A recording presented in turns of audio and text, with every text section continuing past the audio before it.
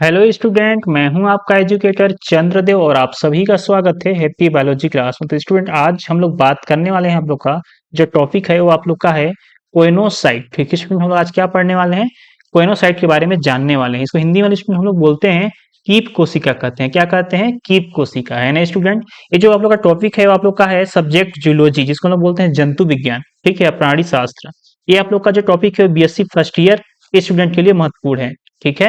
और आज हम लोग स्टूडेंट, आप लोग को पता है कि जो जूलॉजी होता है इसमें आपके दो पेपर होते हैं। कितने पेपर होते हैं? दो। एक होता है आप लोग का पेपर फर्स्ट और एक आप लोग का होता है पेपर सेकंड। तो हम लोग आज का जो टॉपिक है कोइनोसाइट, वो आप लोग का पेपर फर्स्ट का महत्वपूर्ण टॉपिक है।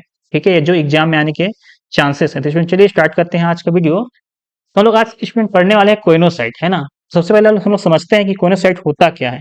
स्टूडेंट, आप लोग देखे होंगे क्या साइकोन। इससे पहले मैं वीडियो में आप लोग को बताया था साइकोन में कैनाल सिस्टम, मतलब साइकोन में नाल तंत्र। तो आप लोग जानते हैं, ये देखिए आप लोग देख पा रहे होंगे कि आप लोग का क्या है स्टूडेंट, साइकोन का एक सेक्शन का स्ट्रक्चर, मतलब कट है, सेक्शन का एक काटा हुआ स्ट्रक्चर आप लोग को यहाँ पर दिख रहा होगा। ठीक है स्टूडेंट, तो चलिए मैं थोड़ा सा थ्योरी को पढ़ता हूँ, फिर आप लोग को समझाता हूँ मैं कि एक्चुअल में कोइनोसाइट होता क्या है। तो देखिए स्टूडेंट, यहाँ लिखा है, आप लोग का टॉपिक है उसी में लिखा हुआ है कीप कोशिका। मतलब ये क्या है?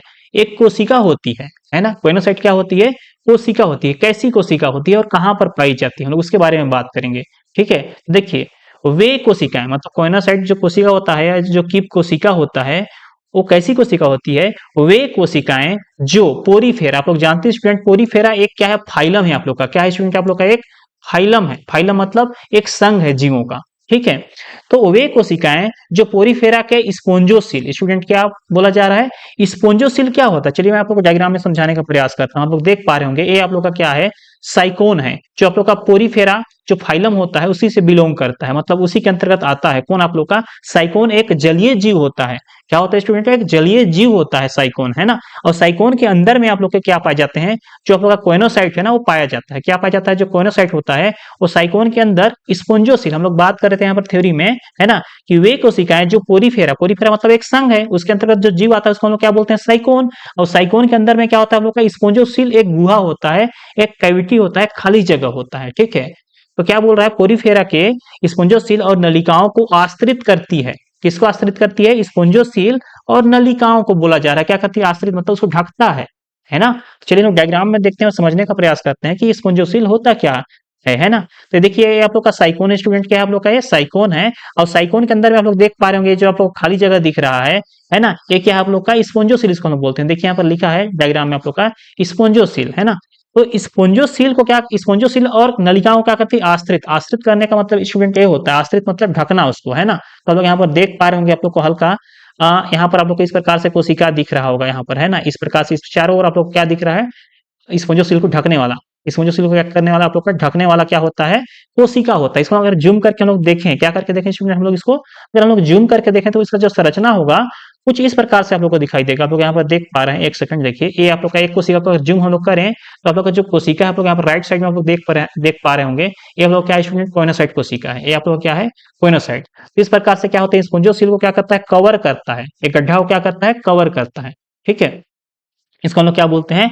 कोइनोसाइट कहते हैं। तो आप लोग को समझ में आया होगा कि जो कोइनोसाइट होता है स्टूडेंट, एक प्रकार का क्या होता है? कोशिका होता है, जो साइकोन के जो स्पोंजोसिल गुहा होती है ना, उसको क्या करता है? कवर करता है, मतलब ढकता है, आच्छादित करता है, आस्तरित करता है। ये आप लोग को समझ में आया होगा ये पॉइंट, है ना, कि वे कोशिकाएं जो पोरीफेरा के स्पोंजोसिल, स्पोंजोसिल क्या एक प्रकार कैविटी होता है, गुहा होता है।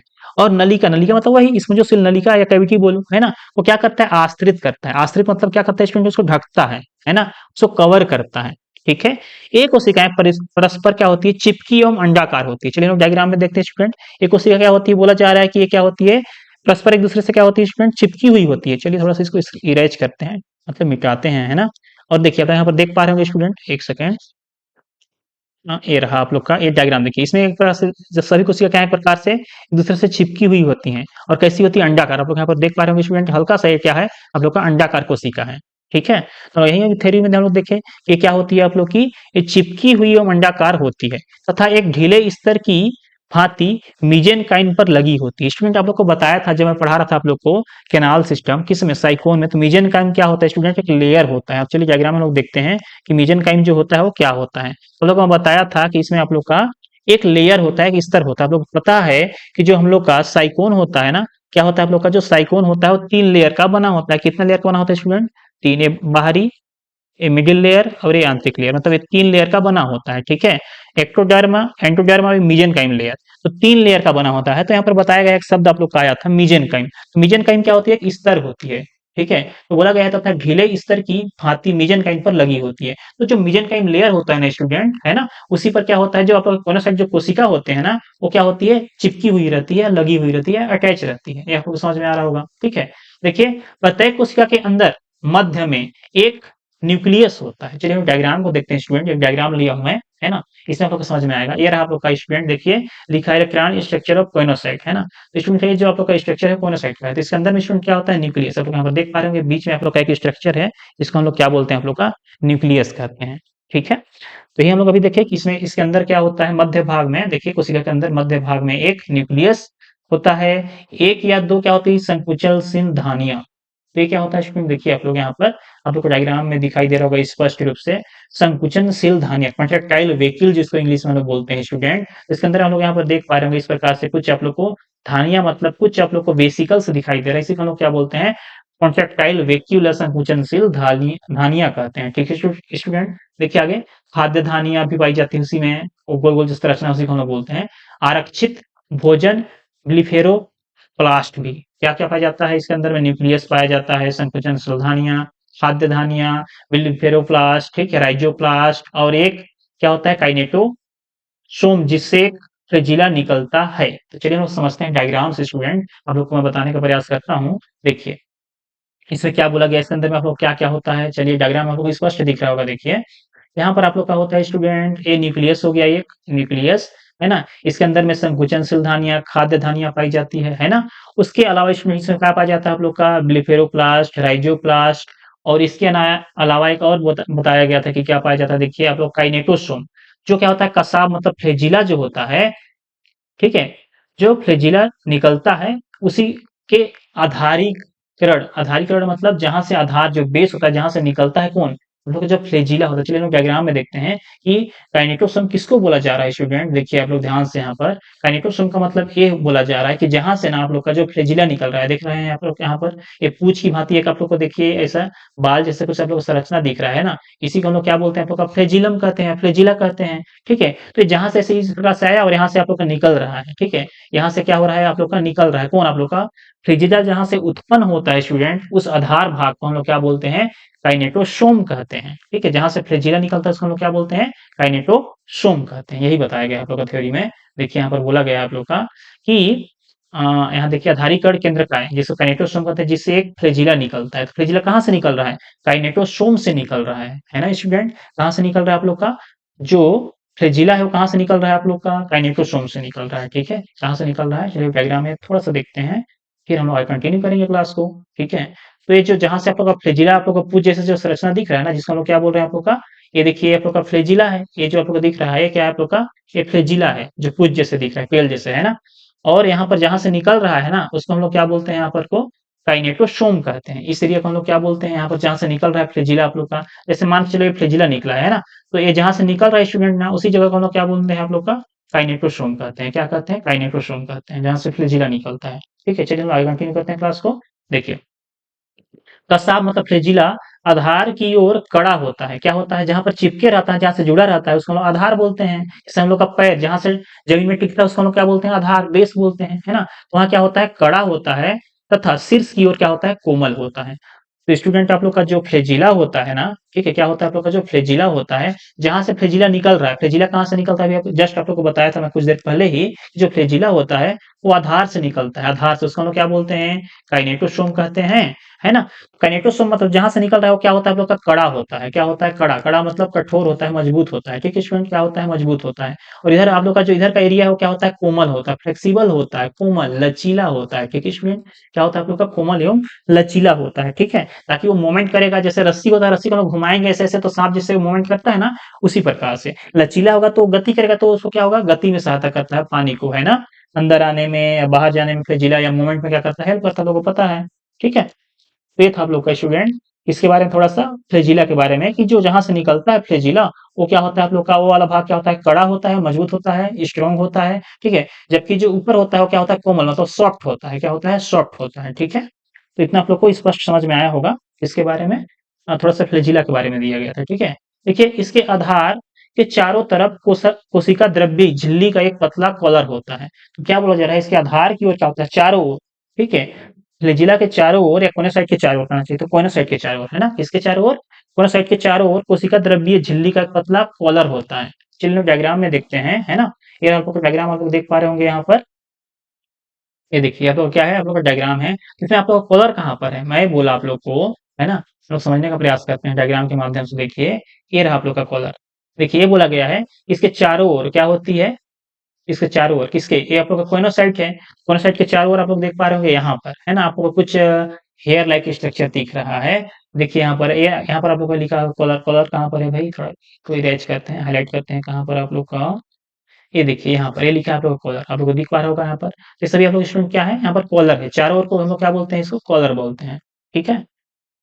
तो चलिए आगे हम लोग देखते हैं। देखिए इसके आधार के चारों तरफ कोशिका द्रव्य झिल्ली का एक आवरण होता है। तो जो कॉलर होता है एक आवरण होता है, एक लेयर होता है, एक स्तर होता है, जिसको ढक कर रखता है, किसको ढक कर रखता है भाई आप लोग का, जो आप लोग का कोइनोसाइट कोशिका होता है ना, उसको क्या करता है, वो ढक के रखता है, ठीक है। क्या करता है, ये आप लोग कोइनोसाइट जो देख रहे हैं स्टूडेंट यहाँ पर, ये कोइनोसाइट क्या करता है, जो हम लोग कोइनोसाइट है ना, इसको क्या करता है, कवर करके रखता है, ढक के रखता है, ठीक है। क्या करता है, एक स्तर होता है कॉलर, जो उसको क्या करता है, ढक के रखता है। चलिए हम लोग आगे देख लेते हैं थोड़ा सा और, है ना।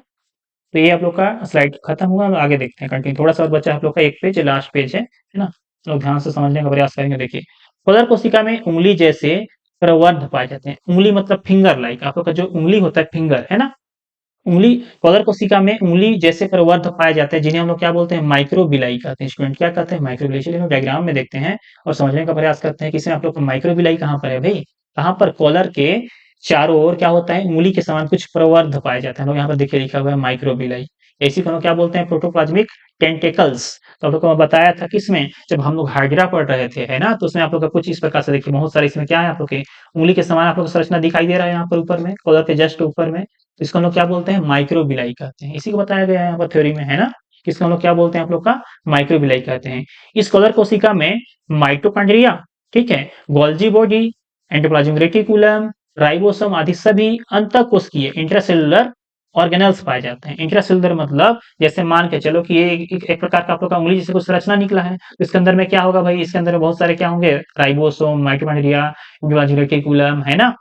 ये सभी क्या होते हैं, इंट्रासेलुलर मतलब अंतःकोशिकीय, मतलब इस जो आप लोग का क्या दिख रहा है, आप लोग का ये जो आप लोग का माइक्रोबिलाई दिख रहा है ना, इसके अंदर में सब पाया जाता है, इसलिए इसको हम क्या बोलते हैं, अंतःकोशिकीय। इंट्रा, इंटर मतलब अंदर होता है, इंट्रासेलुलर, है ना, सेल के अंदर में पाए जाते हैं क्या, ये सभी ऑर्गेनेल्स, कोशिकांग, कोशिका के जो अंग हैं, है ना, कहाँ पाए जाते हैं, सेल के अंदर पाए जाते हैं, इसलिए इसको हम क्या बोलते हैं, अंतःकोशिकीय अंग या इंट्रासेलुलर ऑर्गेनेल्स कहते हैं, ठीक है, पाए जाते हैं।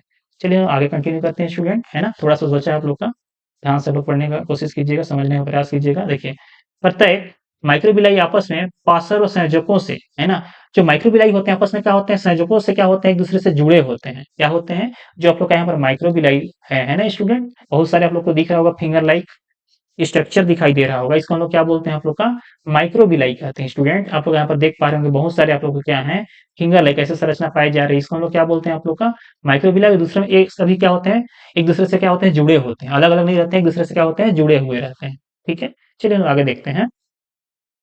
फिर आगे देखिए, कसाब रेशों फाइबर का बना होता है, किसका बना होता है, रेशो का मतलब फाइबर्स के बने होते हैं, मतलब कुछ बाल नुमा संरचना होता है, उसका बना होता है, जो 9+2, बहुत ही इंपॉर्टेंट क्वेश्चन, ध्यान दीजिएगा, जो 9+2 के प्रतिरूपों में व्यवस्थित होते हैं, है ना, किस रूप में व्यवस्थित होते हैं, 9+2 के अरेंजमेंट। चलिए हम डायग्राम में देखते हैं, इसको बोला जा रहा है कि ये क्या होते हैं, 9+2 के अरेंजमेंट कैसे, इसमें देखो यहाँ पर लिखा है सेंट्रल फाइबर्स, ठीक है, पेरिफेरल फाइबर्स, है ना, मतलब फाइबर्स के बने होते हैं, हम लोग को बताया था, ठीक है। तो ये क्या होते हैं आप लोग के 9+2 अरेंजमेंट में क्या होते हैं, व्यवस्थित होते हैं, किसमें व्यवस्थित होते हैं लोग, अरेंज कैसे होते हैं, 9+2। तो आप लोग यहाँ पर देख पा रहे होंगे स्टूडेंट, देखिए ये आप लोग का किनारे किनारे पेरिफेरल है, वो कितना है आप लोग का, परिधीय, परिधीय मतलब किनारे वाला, इसमें आप लोग का 9 है, देखिए 1 2 3 4 5 6 7 8 9, तो कितनी संख्या में होती है, 9, और +2 बोला है। तो सेंट्रल जो होता है, जो मध्य में होते हैं 2 होते हैं, देखिए एक आप लोग का यहाँ पर 1 2, तो कितना होते हैं सेंटर में, कितने होते हैं सेंटर मतलब केंद्र में कितने होते हैं आप लोग के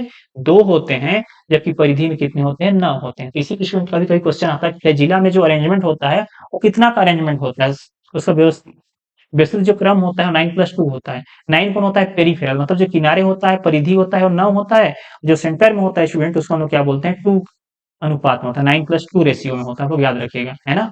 कितना होता है 9+2। एक क्वेश्चन आता है आप लोग के कॉम्पिटिटिव एग्जाम में, ध्यान दीजिएगा कि फ्लैजिला के अंदर में जो बोला जाता है कि जो अरेंजमेंट है फाइबर्स का, ठीक है, वो कितना है 9+2।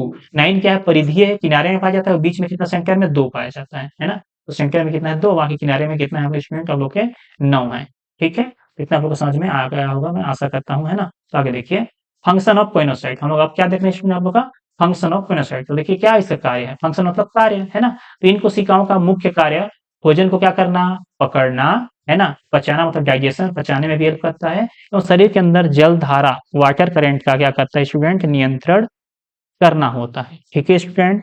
तो ये था स्टूडेंट आप लोग का वीडियो जिससे हम लोग आज बात किए कोइनोसाइट के बारे में, जो बीएससी फर्स्ट ईयर के लिए इंपॉर्टेंट था स्टूडेंट। अगर आप लोग को वीडियो अच्छा लगा तो वीडियो को लाइक करें, दोस्तों को शेयर करें। आप लोग का एग्जाम भी आने वाला स्टूडेंट जियोलॉजी का होगा कुछ दिन में, है ना, सबसे लास्ट पेपर आप लोग का है। तो इस वीडियो को लोग पढ़ लीजिएगा स्टूडेंट, इस टॉपिक को अच्छे से पढ़ लीजिएगा। अगर आप लोग कहीं पर कुछ समझ में नहीं आता था दीजिए, आप लोग कमेंट कीजिएगा, मैं रिप्लाई करने की कोशिश करूंगा।